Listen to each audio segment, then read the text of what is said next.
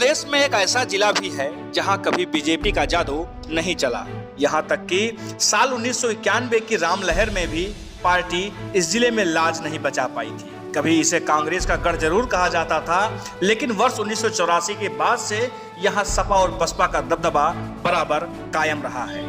भाजपा हमेशा से ही यहां अस्तित्व में आने के लिए संघर्ष करती दिखी है। जी हां, हम बात कर रहे हैं उत्तर प्रदेश के आजमगढ़ की। यहाँ पर कभी भी बीजेपी की हवा नहीं चली, बल्कि यहाँ पर सपा और बसपा का दबदबा कायम रहा। खास तौर पर समाजवादी पार्टी यहाँ हमेशा से मजबूत रही है। लेकिन इस चुनाव में हालात कुछ अलग जरूर दिख रहे हैं। पार्टी को पूर्व सांसद रमाकांत यादव के वर्चस्व वाली सीटों पर जीत मिलने की उम्मीद दिख रही है, लेकिन जिस तरह के बागी तेवर रमाकांत के दिख रहे हैं, उससे ये साफ कहा जा सकता है कि फिर से पुरानी कहानी दोहराई जा सकती है। बता दें कि भाजपा की स्थिति जिले में कभी भी अच्छी नहीं रही। इसके पीछे मात्र एक वजह कार्यकर्ताओं की अनदेखी करना व गुटबाजी कही जाती रही है। कारण कि आज से 4 दशक पहले जब भाजपा अस्तित्व में ही नहीं थी, उस समय जनसंघ के टिकट पर निजामाबाद विधानसभा सीट से रामबचन यादव ने जीत हासिल की थी। लेकिन भाजपा के अस्तित्व में आने के बाद पार्टी का जनाधार निरंतर घटता गया।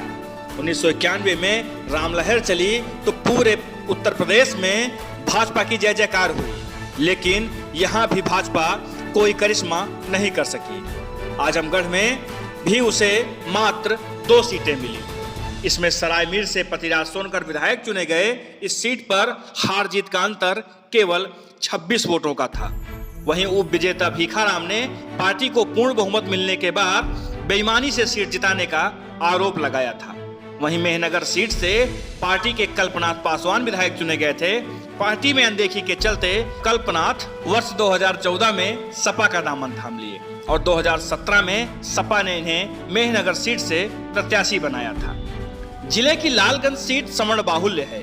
इस सीट पर हार जीत का फैसला आजादी के बाद से ही सवर्ण करते आ रहे हैं, लेकिन यहाँ बीजेपी अब तक मात्र एक बार वर्ष 1996 में जीतने में सफल रही थी। नरेंद्र सिंह यहाँ से विधायक चुने गए थे। शेष 7 सीटों पर बीजेपी का खाता नहीं खुला था। लोकसभा में भी खाता खोलने के लिए यहाँ भगवा ब्रिगेड को 58 साल इंतजार करना पड़ा था। वर्ष 2008 में पूर्व सांसद रमाकांत यादव बसपा छोड़कर भाजपा में शामिल हुए और वर्ष 2009 में पार्टी ने इन्हें सदर से प्रत्याशी बनाया था। रमाकांत यादव ने यह सीट जीत ली थी। 2014 के चुनाव में पहली बार भाजपा मोदी लहर में लालगंज सीट जीतने में सफल रही थी।